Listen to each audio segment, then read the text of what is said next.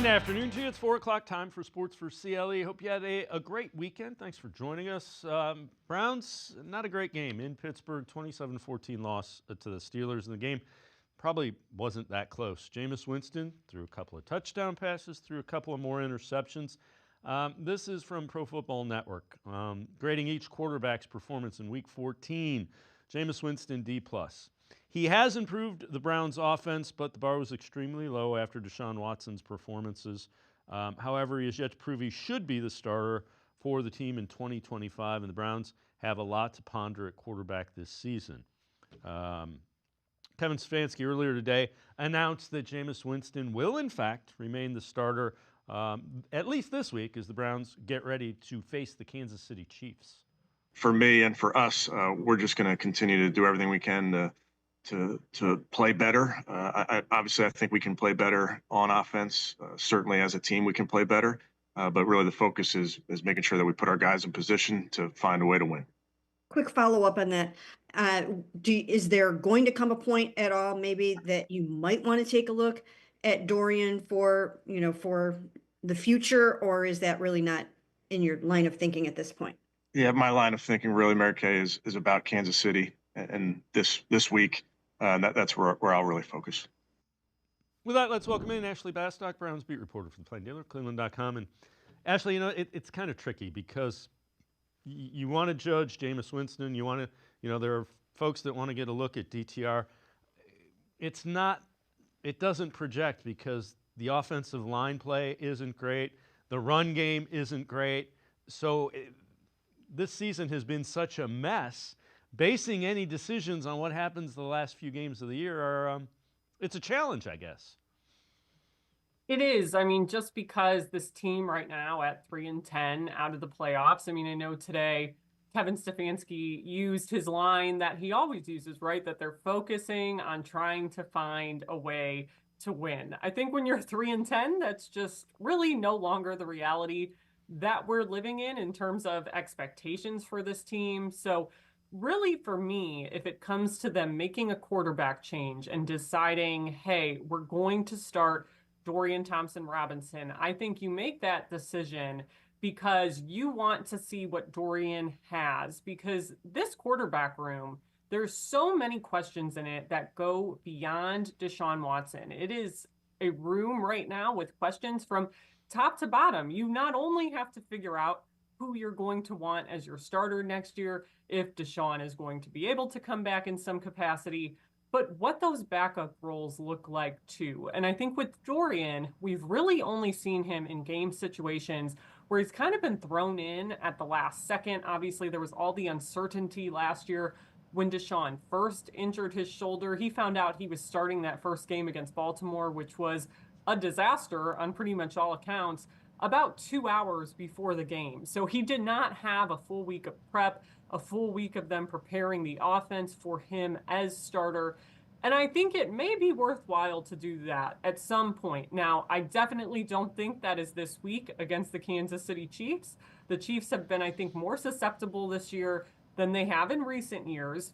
But in theory, this would still be an upset if the Browns were to beat them this upcoming week. I think that defensive front is really formidable, and I think you might have some opportunities to start Dorian in the coming weeks. I would look at maybe starting him against the Bengals, who obviously they're a team struggling in their own right now, or even starting him in the finale against Baltimore. We don't know what the Ravens are going to do in that game. We don't know if they're still going to be battling with the Steelers for the AFC North crown or seeding in the AFC playoffs is in some capacity, and therefore if they will play their starters. I think even if they do play their starters, though, that is one of the worst pass defenses in the NFL. So I think in one of those two games, I would be curious to see if they will make the decision to start Dorian. But I think that would be the reason you do it. It's not necessarily because, we think Dorian's going to give us a better chance to win this game, because that's not really what matters in the long term. What matters is you as an organization, as a team, getting that clearer picture long term of what your quarterback room is going to look like. So I know you've addressed this on the Orange and Brown Talk podcast, you, Dan Lobby, Mary Kay Cabot. Why is Jameis Winston the right quarterback for the Browns still? I mean, I think in general, you kind of know what you're getting with Jameis, but I think too, you look at this season and it's been such a disappointment, right? There's no denying it. It's been a disappointment for fans. It's been a disappointment for people inside the building. Jameis Winston, good or bad, interceptions or not, he is a character. I mean, I think some of the most fun and interesting stories from this season have obviously been Jameis Winston related. Obviously, after the Thursday night game against the Steelers, and obviously even in the loss to the Broncos, that quote about praying for the Lord to deliver him from pick sixes.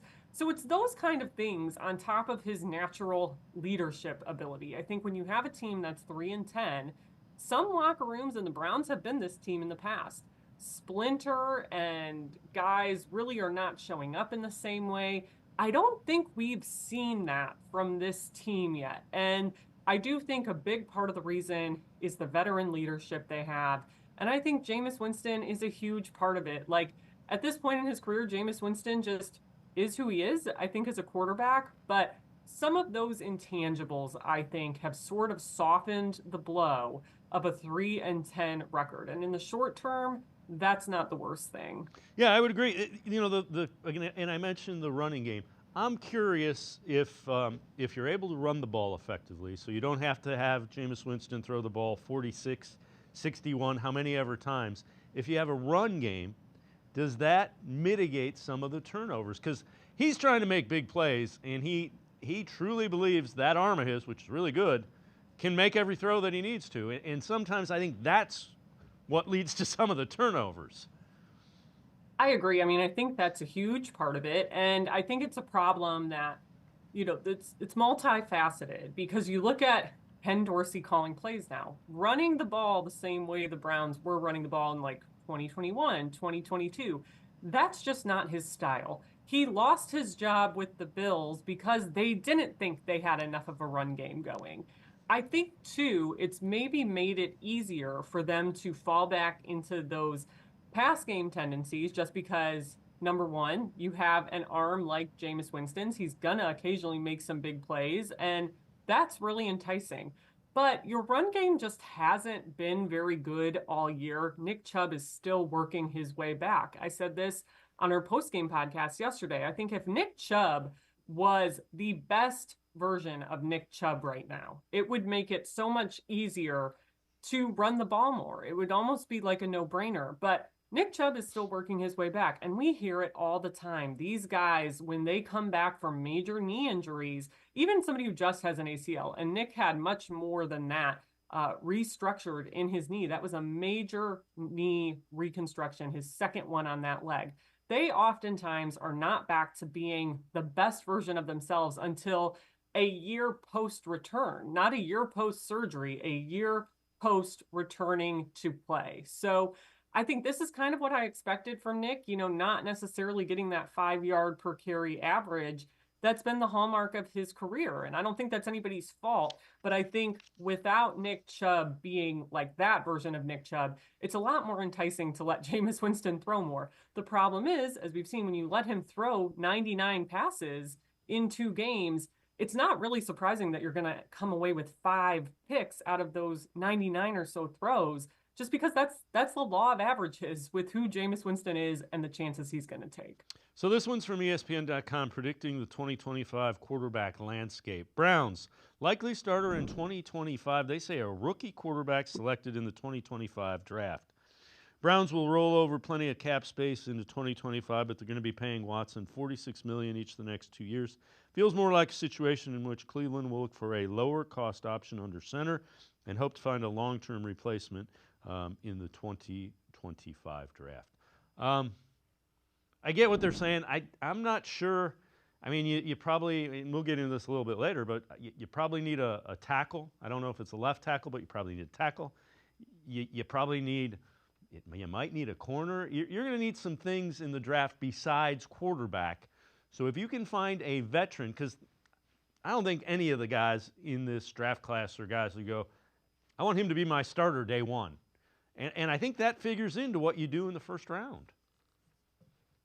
Yeah, I think this quarterback class, I mean, sort of, you're hearing rumblings about this draft class in general being fairly weak, but with the quarterbacks, I think it's especially true. And I think it's just not really how we've seen this regime operate. That I'm with you, Dave. I think the more likely option to me is going out and getting a veteran. Now, who that guy is, I don't necessarily know yet. I think it's all about something that's going to materialize when free agency starts. And we know this is how Andrew Berry has attacked the offseason before. It's something I've really liked about him as GM. It's that he's not willing to sort of sit around and wait and see if the draft board is going to fall their way. You go out and address needs in free agency via trading and get veterans in there who realistically are more ready. So who that guy is, I don't know. And as we know, the Deshaun Watson trade, that emerged fairly quickly, right? The Browns were doing their due diligence on that all the way in the fall of 2021. But that whole process happened fairly rapidly from the time they first met him to actually traded for him in March of 2022. So I think that is still the more likely scenario instead of hoping that, oh, there's a rookie quarterback that we're really going to like there. All right, another concern has been the kicking game. And take a look at this. After missing 6 of his last 9 field goal attempts, Dustin Hopkins, career low 64%. It's 15 percentage points lower than his previous low of 79%. 5 of his 9 misses this year have been inside the 50. And I know you wrote an article about the kicking game. It has some questioning the extension that Andrew Berry gave him, before the season. Kevin Stefanski kind of came out today and said he's definitely our guy and we'll work through it. But take us through the article and just kind of what you went through with that article. Yeah, the biggest thing with the Dustin Hopkins extension. Now, I think it's important to note, like, kicker money is not really comparable to a cornerback or a receiver, right? It's not a premier position, but the 15.9, I think it was, $1 million contract they gave him, that deal made him the 5th highest paid kicker in the league. But for me, the interesting part about this extension was the fact that Dustin Hopkins was already locked up through 2024. Now, the Browns, I think, wanted to reward him for a career best 2023. I think a lot of teams probably would have done the same thing, but they didn't have to. And it's one of those aggressive moves that, in hindsight, you can now start to look at and be like, did they really have to do this when they did it? Because we already know their cap situation is like the worst in the league. And there's already so many guys that are going to have dead cap money for next year, including Amari Cooper, Zadarius Smith, Jed Wills, if he's not back. Who knows what's going to happen with Deshaun Watson? So in theory, if they were to cut him pre-June 1st, it would be about a $5 million cap hit. If he was a post-June 1st designation, it would be over $3 million. It would be just a drop in the bucket if they would decide to part ways with him. But for me, the extension is just kind of an example of, hey, this wasn't something you had to do. In theory, it was nice. And then my other issue with it, though, is you look at Dustin Hopkins throughout his career. I think this is by far a low point. We just put the percentage up there, 64%. He's never been lower than 79% in terms of his field goal attempts and makes in any individual season. He's typically about a mid 80% kicker in terms of field goals, typically a guy who will make about 50% of 50-plus yard field goals. But knowing that, last year was really the anomaly when he made 91% of his field goal attempts, and he was a perfect 8 for 8 from 50-plus yards out. It's like this year is an anomaly for Dustin Hopkins. It's a negative anomaly, but last year was the sort of the opposite end of the spectrum. It was a really, really good year, but I think maybe in this instance, it wouldn't have been the worst thing to wait and see if he could replicate it and just kind of go from there after the fact. Ashley Bastock and I are going to step aside, take a quick timeout as we go to break. Some news relative to injured guys. Kevin Stefanski today saying Jeremiah Owusu-Koramoah will not come off the IR. He's been ruled out for Sunday's game against Chiefs. He went on to say he's not going past this week. JOK has been to the facility. Greg Newsome will miss some time. Hamstring injury. It is the same hamstring that he underwent surgery on in the summer. And Kevin Stefanski also going through that they have to work through some things with Mike Hall, eligible to return from IR this week. He did not have knee surgery after being injured in practice a few weeks ago. We're going to step aside, take a quick time out. We head to the voicemail of Truth and Reason. We continue talking Browns with Ashley Bastock on Sports4CLE. Ted. Hi, Betty. Oh no, you wrapped yourself into a daze. Holidays. You need a break, so I got you Ohio Lotteries Home for the Holidays and Merry Money Scratch-Offs. You could win up to $500,000 or $1 million. Oh, thanks, hon. And they have games on the back. Has anybody seen my glasses?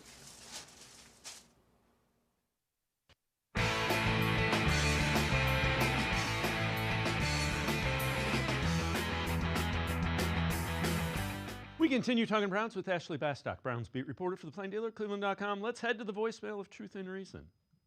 Hey, Dave, it's Bob from Chillicothe. Well, that was a pretty disgusting game, but at least we got some clarity out of it because it is clear that we have got to get rid of Andrew Berry. He had to have a major part in the Watson deal. He signed a freaking kicker to an extension, and now we got to keep him because we're already in salary cap hell, and we'll have a bunch of dead money if we cut him. So we got to keep him. And Newsome and MJ Emerson, the Steelers were just after. I don't even think they threw one time to anybody else. First-round pick for Newsome. I mean, what was you thinking? He came from Northwestern. He had 0 picks in college. I'm sorry. This game put the nail in the coffin as far as I'm concerned on Berry. And if you get rid of Berry, you may end up freaking getting rid of Stefanski. And I ain't really got too many bad feelings about that right now because I am tired of seeing this team go out there and do stupid things and commit stupid penalties. He was supposed to give up the play calling and get better control of that. Doesn't look like it's happening. As always, appreciate all the voicemails. Ash, a couple things that everybody wants to judge draft picks year to year, like almost like a stock. And MJ Emerson and Newsome have not played well this year, nor had DeJuan Jones. If you'd have looked at him last year, you would have thought Newsome was a decent pick late in the first round. MJ Emerson was a steal in the third round.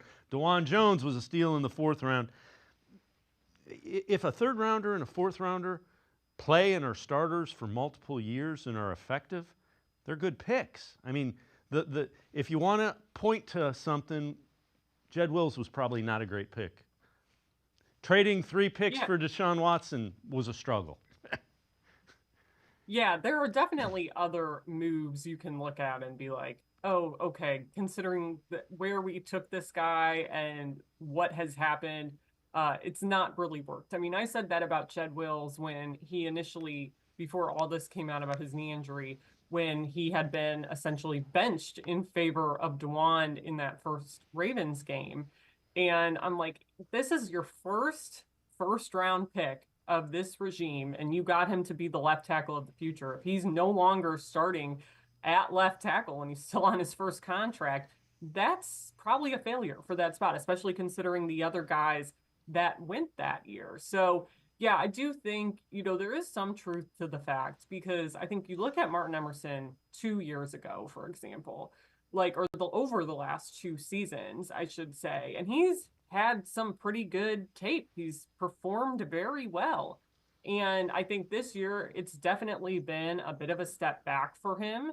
And I think he's kind of an example of how development in the NFL is not always linear. It's not necessarily, we're steadily improving every single year. I mean, in a perfect world, that's what it would be. But I think next year, Martin's going to have to come in and kind of figure out how to counter the way opposing offenses are attacking him. The Browns are going to have to figure that out.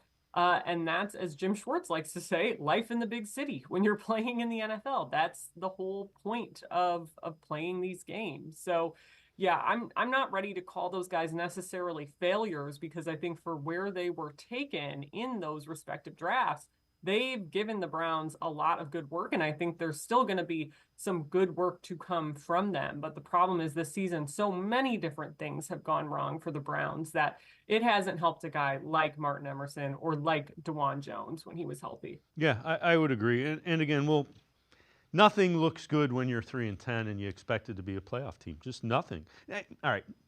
Kevin Stefanski talked about Jack Conklin, and Jack Conklin has looked really good since coming back from injury. He talked about his performance, two of them against a really tough Steelers defense.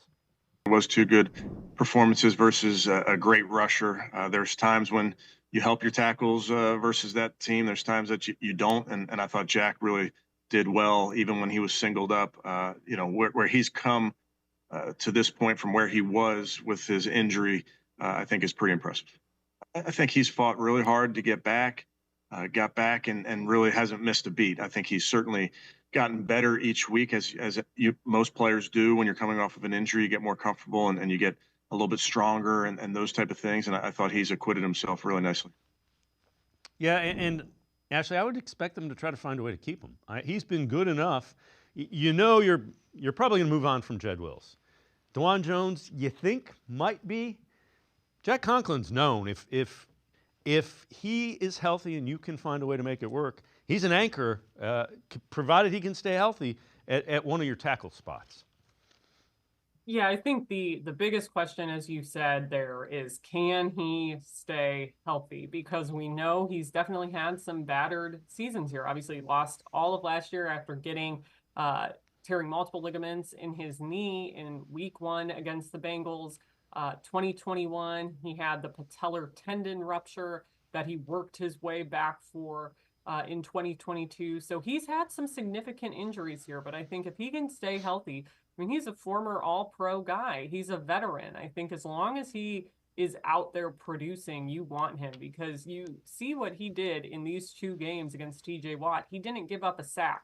I mean, that's so impressive. TJ Watt has 17 sacks now in his career against the Browns after getting none this year. That's his highest mark against any team that he's played, throughout his career. It's tied with the Ravens. That 17 sack mark is kind of his threshold. The Browns have given up a lot to him over the years, but when Jack Conklin has been out there, it's certainly been better in that regard. And I think that just speaks to, hey, even when a lot of things are going wrong, even in this matchup, he was able to perform when a lot of guys weren't. All right, before we go to break, NFL 14 takeaways, Bleacher Report.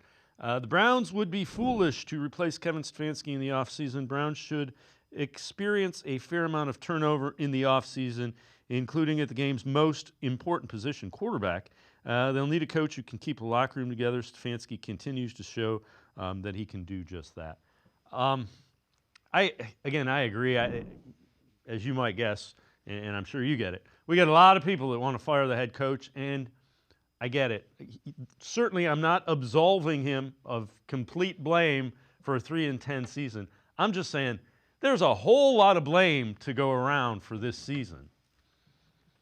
There is. I don't think it's one of those situations where you can look at it and say, oh, all of this was Kevin Stefanski's fault. I mean, look at all the injuries they've had, all the turmoil they've had at quarterback, all the turmoil they've had on their offensive line. I mean, guys in and out of that lineup was brutal for them at the beginning of the year. So I think there was so much systemically for me with how this team was built, and then banking on certain guys, like a Dustin Hopkins, for example, or like Amari Cooper, who haven't panned out this year in various ways. Obviously, Amari was traded away. A guy like Zadarius Smith, they ended up dealing just ahead of the deadline. So much has not panned out for this team. It's like when this many things are going wrong, it's really difficult to blame one person. And I don't think Kevin is the one who deserves all of the blame for any of this by any means. Ashley Bastock and I are going to step aside, take one more time out. Other side of the break, we'll head back to the voicemail of Truth and Reason. We'll continue talking Browns offense. Sports4CLE will be right back. Stay with us. Come back to go forward. Back to learning new things. Back to pursuing your dreams. Tri-C has flexible learning options to fit your life. And every year, more than 1,000 local companies provide Tri-C students with real-world learning. The right education can boost your lifetime earning power by hundreds of thousands of dollars. Start now with a college education you can afford. Tri-C, where futures begin.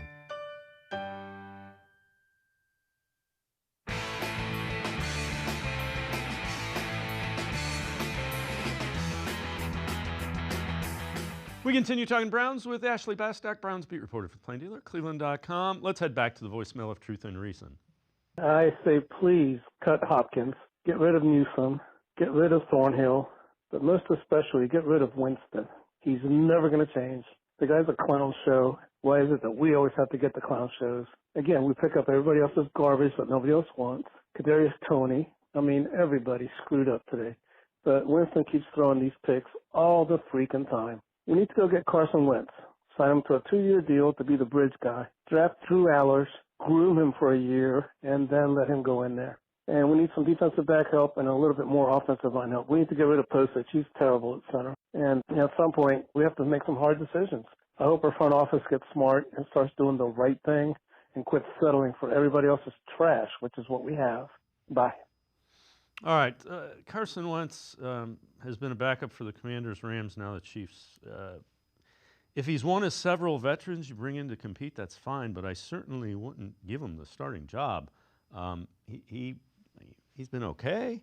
Drew Aller has more college eligibility as well. So, and in the era of NIL, Ashley, and all that stuff, he's going back to Penn State because he has the arm talent to potentially be first, second round draft pick.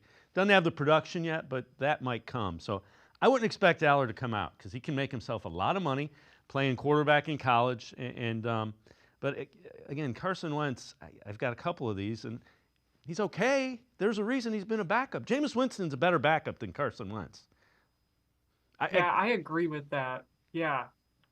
I don't fully understand the whole Carson Wentz argument. I've never sat here this season and thought, oh, it would be so much better if they had Carson Wentz here. No offense to Carson Wentz, but I think you really know who Carson Wentz is at this point. So I would personally take Jameis Winston back before I would take Carson Wentz back. And I don't know. I think even with Jameis and the turnovers, it is a bit predictable. And again, Jameis does have these spurts where he can make bigger plays, I think, than Carson Wentz can at this point in his career. Yeah, and again, I don't think either one of them solves the quarterback problem. I think Carson Wentz will make fewer mistakes. I think Jameis Winston has a much higher upside than Carson Wentz. All right, when you look at this year's offense, can you identify an identity? And where I'm going with this is, we know what Kevin Stefanski's identity has been with an offense. It's not there this year.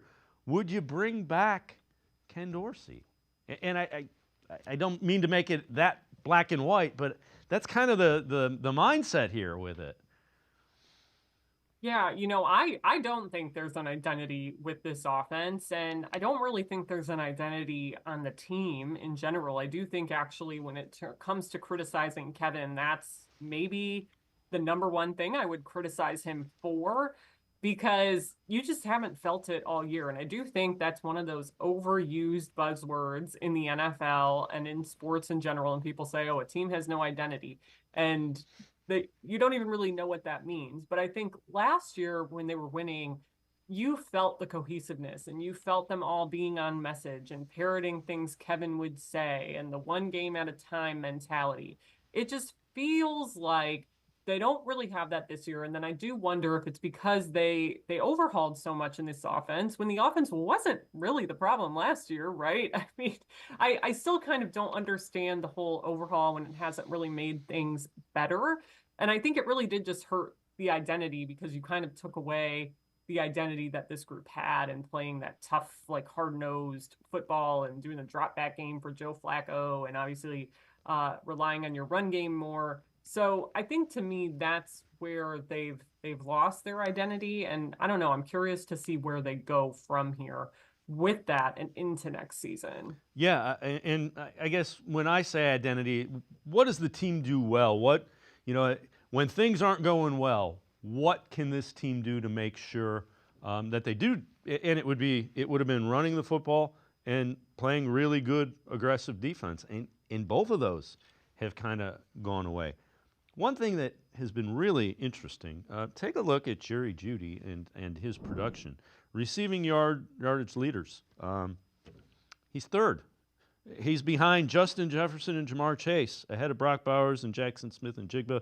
72% of his production has come in the last 6 games with Jameis Winston. So again, you gave Judy this contract because you thought he could be this player.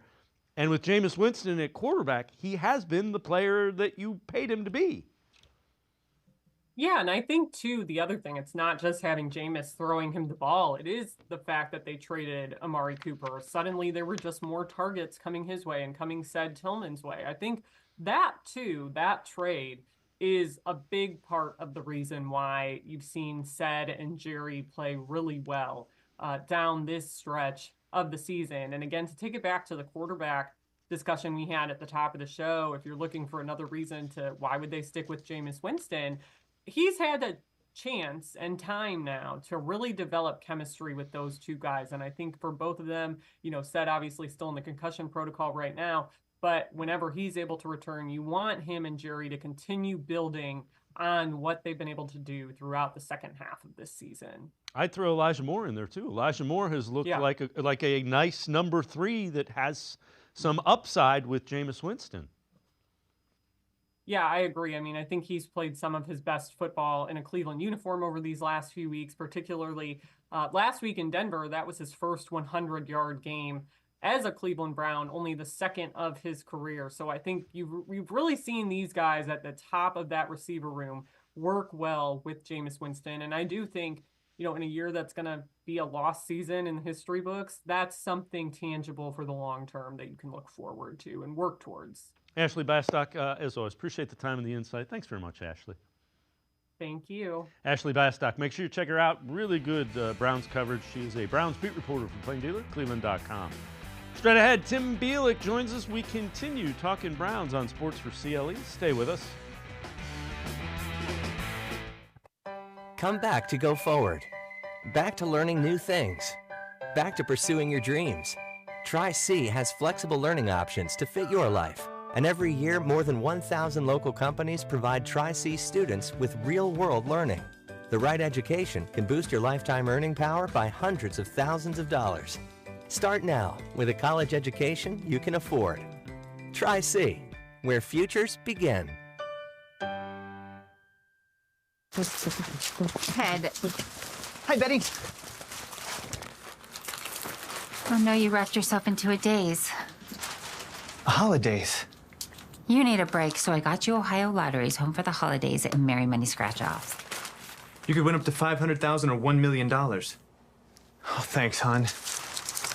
And they have games on the back. Has anybody seen my glasses? I am powerful beyond my wildest imagination. I will define my future. I will keep challenging myself to improve. Because I am a future leader of this great nation. I will be responsible for raising a beautiful family. And educating not only my generation, but many more to come. I will make a difference in my community. And I will stand up for what I believe in. I will not settle for simply chasing my dreams, I will achieve them. Because I was given a chance. An opportunity. A home. At Family, Career, and Community Leaders of America. The ultimate leadership experience. FCCLA has been one of the greatest experiences of my life. It's made me who I am today. Join us. We'll build a new future together.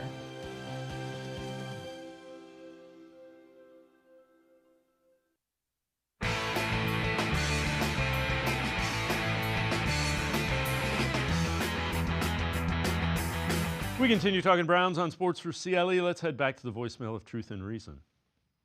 Hi, Dave. Great show. Howard from Marin County. A couple thoughts about the game. I would keep Jameis playing the next 4 games. He's very entertaining, and he loses, which is excellent. That's what we need, because we want to get really, really, really high draft choices. I also would get rid of Barry. I think, again, I've said this before, his drafts are terrible. I would probably put in Mike Vrabel and make him the general manager or make him do the draft. I look at the Steelers and the Ravens, and they always, finish so much better than the Browns, and so they have lower draft picks. They always seem to replenish their teams all the time, but he needs to go. And I would definitely keep Kevin Stefanski. It's not Kevin's fault about what's going on with the team. So that's in a nutshell. Have a great day. Look forward to watching your show again tomorrow. Bye.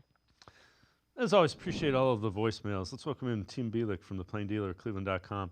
I think that was a little bit of a backhanded compliment for Jameis. He loses, but in a serious moment, one of the reasons that the Ravens and the Steelers are so good at drafting is they have the same system. They identify players, they fit their players into their system. What did the Browns do this year? They changed their offensive system. This is why you don't change systems. This is why you don't change head coaches. But they changed their offensive system from one that was reasonably effective. Now there are other reasons, but relative to why drafting low and drafting well, you know what type of players you're looking for. If you're constantly changing head coaches or offensive and defensive systems, it's a lot harder to draft and develop players. That's not the only reason, but it is a reason.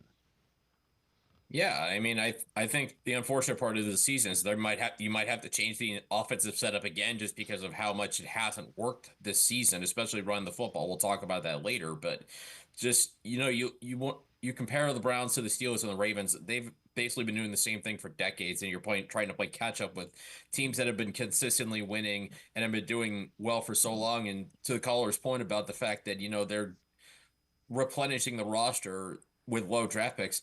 They got a two-time MVP, Lamar Jackson, with the 32nd overall pick in 2018. None of us would have thought of it at the time of drafting Lamar Jackson ahead of Baker Mayfield. Sometimes you just got to get lucky, and teams that understand the kind of players that feel like succeed best in their systems are the ones that can find gems later in the draft. And I feel like I maybe am not as down on the Andrew Berry drafts as some people are. I think this year the offense kind of been just held back by inconsistent quarterback play, and the scheme's just really not meshing. And I think we can kind of say it's just I said before, it was a non-fixable offense. In some ways, it still kind of is. But you look at just trying to keep up with those two teams. The easiest way to do it, obviously, fix quarterback, but it's easier said than done. Yeah. And relative to Andrew Berry's drafts, I can't defend the Jedrick Wills draft pick at 10. Greg Newsome, I think he had some good years. This has not been a great year. And he's injured again. I get why people might be down on that, but again, you were drafted in the 20s. Those hit. You got to hit on those if you're going to be a really good GM. I would argue Newsome's an NFL caliber player. I don't know that he's what you would hope from a pick at that. JOK was a good draft pick. We thought Martin Emerson was a good pick. We thought DeJuan Jones was a good pick. Upon further review, those have been Cedric Tillman looks like might be a developing pick.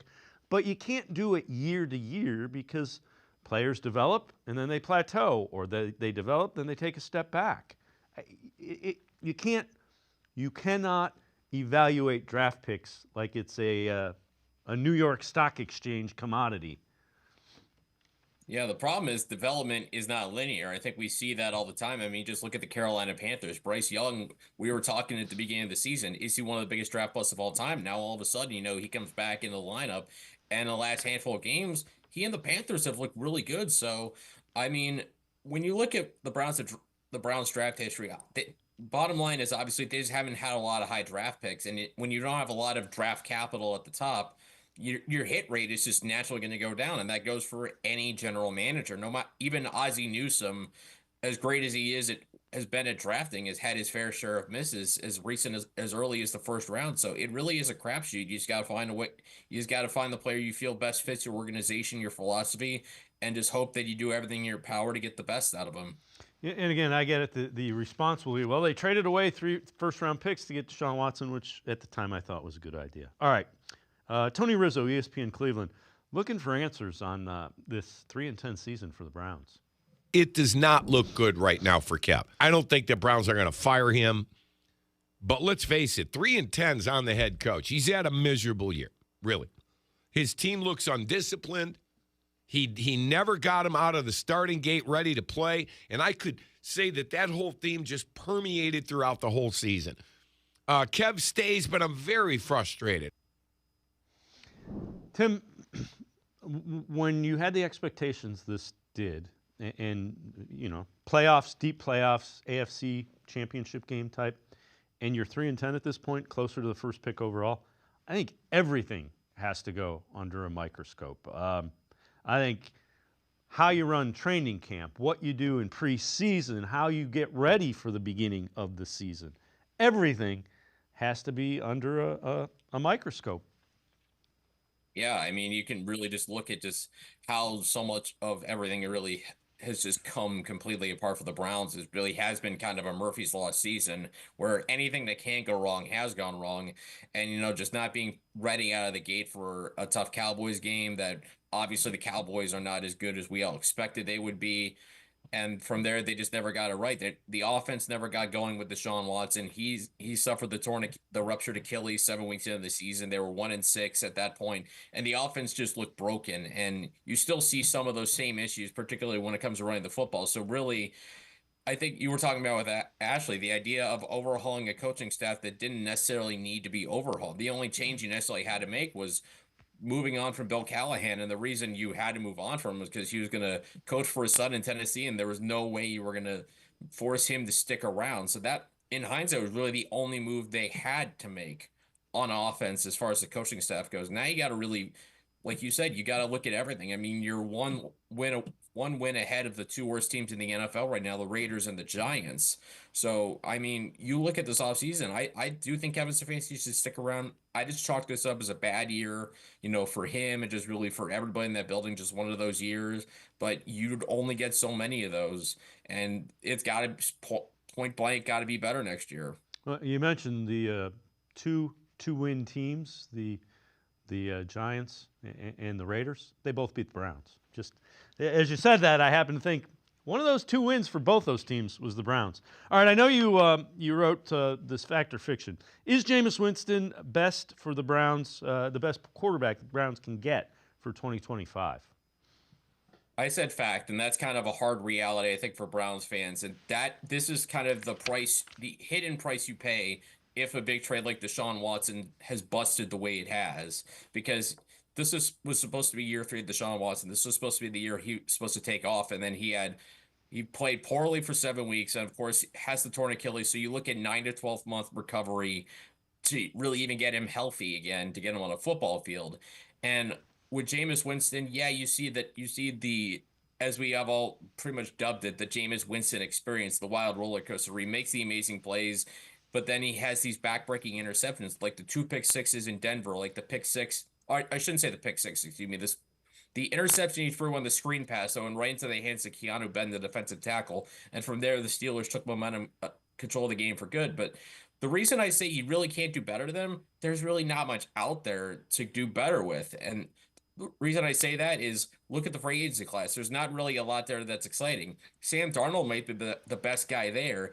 And after the season he's had, who knows how much money he could get from another quarterback-hungry franchise. And, of course, with the Browns with their salary cap constraints because of the fact that you owe Deshaun Watson $70+ million in cap space, you can't really just go out and get that Sam Darnold type. And then looking ahead to the NFL draft, talking about the Raiders and the Giants, good luck getting either of those teams to trade a pick when they have a potential to pick Shedeur Sanders and Cam Ward. Those two teams are easily the most desperate for quarterback right now.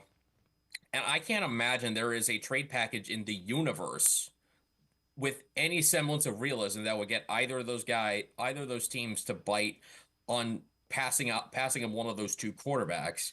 So then you're kind of in this other world where, where do you look for veterans? Kirk Cousins, he's had this tailspin, and I also wrote in my fact or fiction that it's time to bench Kirk Cousins for Michael Penix Jr. in Atlanta.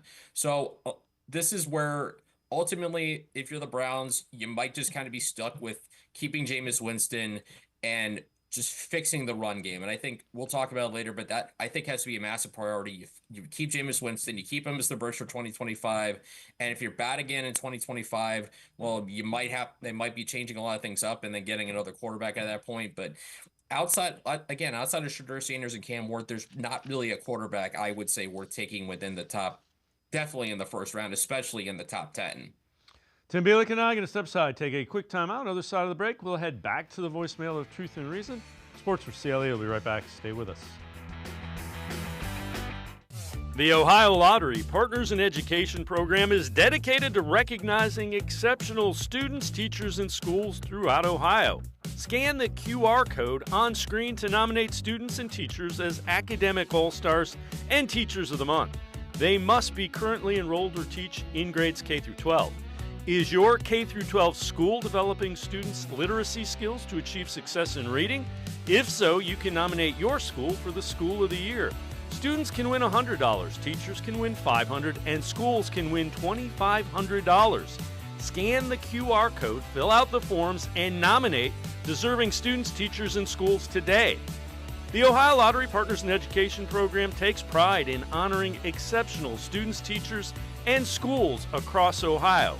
Submit your nomination today. It's fun, fast, and free.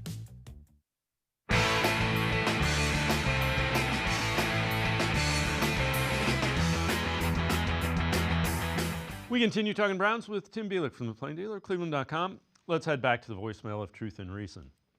I've been thinking about the Winston experience.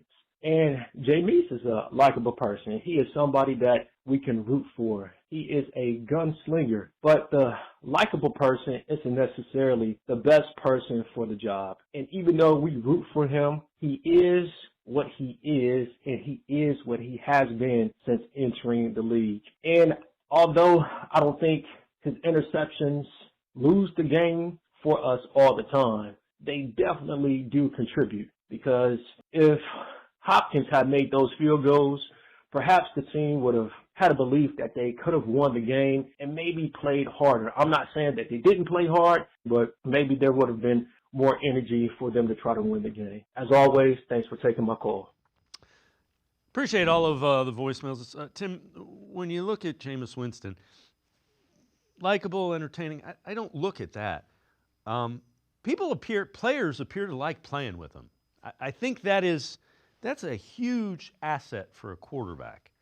Now, would he turn the ball over fewer times if you had a run game? And we'll get into that next segment, where instead of throwing 45 passes, he's throwing 45 or 60, he's thrown 30. I think that's kind of the sweet spot where you have a run game, so he can still take his shots, but I think part of the problem is he feels like he's got to make a big play, and he thinks he has the arm to do it, so he's forcing things. Again, he has never played with a really good run game.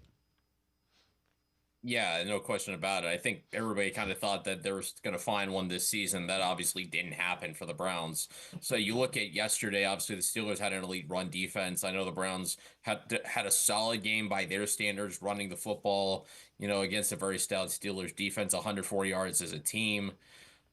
The fact is that they just have not run the football well all season, and that forces a team to become one-dimensional. When a team becomes one-dimensional on offense in the NFL, any decent NFL defense is going to take advantage of that, and that's exactly what the Steelers were able to do on Sunday.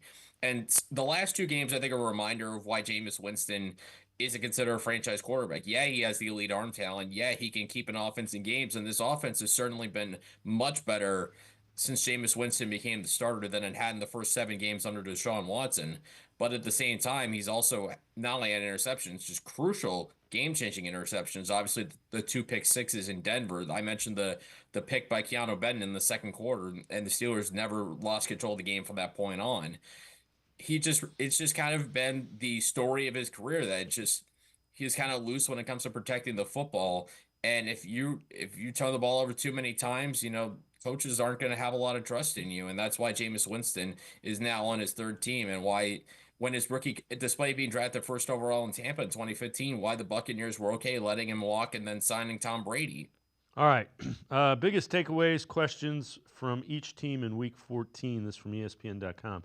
For the Browns, will the Browns find a way to minimize their self-inflicted mistakes? Browns took a 7-3 lead in the first quarter. Looked like Cleveland had the formula to win its first regular season game in Pittsburgh since 2003. Quickly evaporated with several miscues. Jameis Winston interception led to Pittsburgh's first touchdown. Dustin Hopkins missed 2 field goals. Describe the game in 2 words: collective collapse. All sides of the ball played a role, giving up 24 straight points to the Steelers after building a 7-3 lead. Early prediction for next week: David Njoku records a season high in receiving yards, has received 10-plus targets Browns' past 2 games.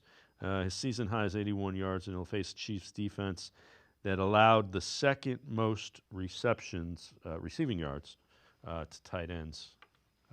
So the Chiefs are vulnerable to tight end is basically what they're saying. Self-inflicted wounds have been going on all season long, whether it's penalties, turnovers, missed field goals, poor special teams play.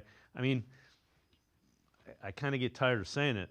The Browns are doing things that a bad football team does. That makes them a bad football team right now. Yeah, I mean, Jameis Winston even alludes to the same thing. He's saying the Cleveland Browns beat the Cleveland Browns on Sunday, and that's kind of the reality. I mean, turning the ball over against anybody, in particular a Pittsburgh team that I feel like more than any other team in the NFL feeds off those turnovers. No team flips the momentum of games more off turnovers than the Pittsburgh Steelers do.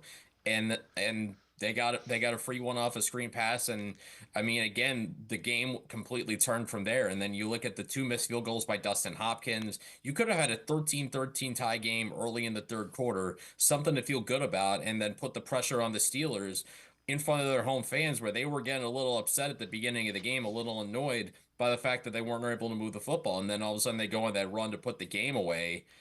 It's just, I mean, self-inflicted mistakes has kind of been the theme of the entire season for the Browns, whether it's pre-snap penalties, not executing, players not playing up to, players making pivotal mistakes at key times, and just really just sloppiness in general. I mean, it's just been that kind of year for the Browns where really, again, nothing has gone right. And in some ways they do have themselves to blame for, not playing clean football. In the NFL, with the margin of error so thin, the last thing you can do is give another team extra opportunities to beat you. And more often than not this season, that's what the Browns have kind of done.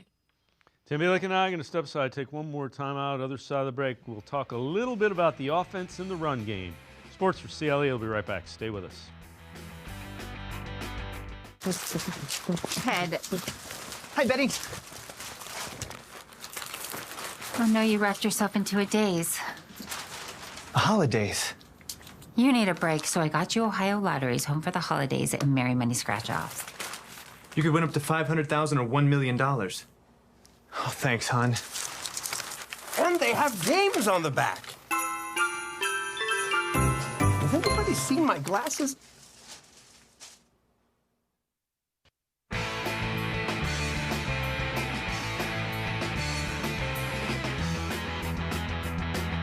We continue talking Browns with Tim Bielik from the Plain Dealer, cleveland.com. ESPN Cleveland's Tony Rizzo, what he has seen from the Browns offense this year. This offense, I don't know what it is. I don't know what it was brought here to do. It didn't help Deshaun Watson. Certainly not helping anyone else right now. Goodbye. Ken, I'm sure you can get a gig somewhere. This isn't a personal attack. I'm not attacking the man at all. I wish him the very best. I'm talking about decisions for my football team. I have seen enough of Ken Dorsey. Aaron. What is their identity? What is it that they are trying to do? Penalty. Tim, that's an interesting thing. Their identity is penalties. Turnovers would be another one. Again, I agree. And I'm a guy that said you need to build an offense around Deshaun Watson. That did not work. You need to go back and tear it down and try to recreate what you can with Kevin Stefanski instead of Ken Dorsey, kind of as the offensive mind. Yeah, I mean, we look back, in the summer, we were talking about the importance of putting the offensive plan around the quarterback. Well, the quarterback obviously didn't play well. And if the system you built around the most important player on your team, if that player's not playing well, naturally the system's not going to work. And now obviously you're on another quarterback in Jameis Winston. And just looking at the offense, you look at all the issues they've had. You go from 10th in the NFL in scoring a year ago to 29th in scoring this year. Just such a gigantic drop-off as far as offensive production is concerned. And I think if you're the Browns, if you're going to change this offensive staff, what I think should be the one thing you do, if you decide to move on from Ken Dorsey, you need to get another offensive coordinator who's much more aligned with Kevin Stefanski, who's can do some of the same things that Stefanski has done the last handful of seasons as a head coach, because those things by and large worked. It's largely quarterback been largely quarterback independent, that regardless of who he's at out there, they've been able to move the football, score some points, win some games. I mean, again, you look at what Joe Flacco did at the end of last season.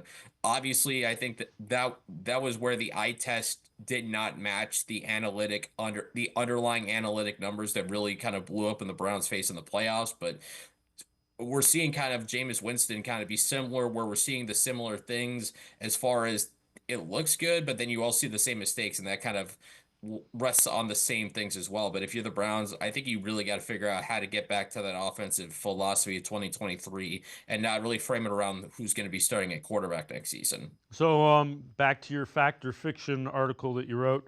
Should fixing the run game be the Browns' biggest offseason priority? Fact or fiction? Fact, 100%. And I truly believe that, because I feel like 2024 in the NFL in some ways has been the renaissance of the running game. Look at the Eagles, look at the Ravens. They signed Saquon Barkley and Derrick Henry, and they're two of the best offenses in football this season. Saquon Barkley has an extremely legitimate chance to win MVP this season.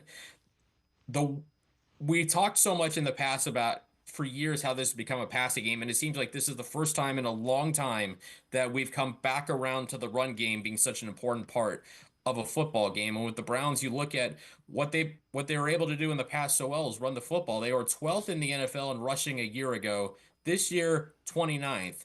You know, Jerome Ford hasn't really taken that step forward. Nick Chubb looks like a guy who 14 months ago needed to have significant knee reconstruction. He can certainly get close to where was before the injury, but I think expecting him to be 100% Nick Chubb, I think we all kind of understood that was probably a little unrealistic. And then you look at just the offensive line. I mean, they have not been healthy all season, and it's clear that unit just has not played up to the standard of the past. So I think when you look at what has to be done this offseason, I think it's got to start in the draft. I said last year that they needed to find Nick Chubb's heir apparent in the draft. They didn't do that. I think they only added one running back even the entire process, and that was a UDFA. I believe that was Aiden Robbins, and he didn't make it out of the pre-seed. He didn't make it to the 53-man roster. So they really didn't do enough, I think, to upgrade that part. And the other part that I think has to be understood going this offseason, since 2019, the Browns have had 7 top 75 picks in the draft. Obviously a low number because of the Deshaun Watson trade. Of those 7, only 2 have been used on offensive players, and one of them was the 74th pick in 2023. That was Cedric Tillman. The other is Jedrick Wills, and he hasn't really played much this season. So this has to be a year where it's time to load up on offense. I get loading up on defense. I've understood that. But there's so much variance on the defensive side of the football from year to year to year that just trying to stock it up doesn't really seem like the smartest play. This is a year where this is a draft that is chock full of elite running backs. I'm not saying use the 8th pick or whatever you have on Ashton Genty from Boise State. I'm not saying that at all. But you have to get a running back out of this draft, and you have to get one early, and you have to get some offensive linemen. I know it's not a great tackle class, mostly because most of the guys who are tackles are more likely to slide into guard, but then you have good starting guards. And if you have high-level starting offensive linemen, in some ways, as long as you at least have solid tackle play, if you have all pros on the offensive line, almost doesn't matter necessarily where they are, but you got to rebuild that offensive line. You got to rethink the run scheme, and you have to have fresh legs in that backfield who can really carry a run game and take some pressure off whoever's playing quarterback. Because going back to what we were saying earlier, that maybe Jameis Winston is the best the Browns can get at quarterback. The best thing you could do to help that quarterback is to have a good run game around him. I mean, the Detroit Lions are the best example. Jared Goff, nobody thought of him as anything special, up until maybe a year ago when they started really get hot. And a big thing they did was they prioritized the line of scrimmage and the running game. And you look at where those ingredients, along with historically unsustainably lucky drafting over the last 4 years, that's gotten them all there. But I think emphasis on the line and the running game has played a part in that. Yeah, and the line got old awfully quick. I know Bill Callahan left, and you got Andy Dickerson, and I know you got Deuce Staley, but that line, everybody was banged up, but that's what happens. Offensive lines do not age gracefully. Yeah, and again, that's what happens when you don't have high picks. You have to hit on those picks, and in hindsight, maybe going defensive tackle in the second round, you could have gotten another offensive lineman in there and tried a guard in there to really, protect yourself from Joel Bitonio and Wyatt Teller as they get older. I know Zach Zinter.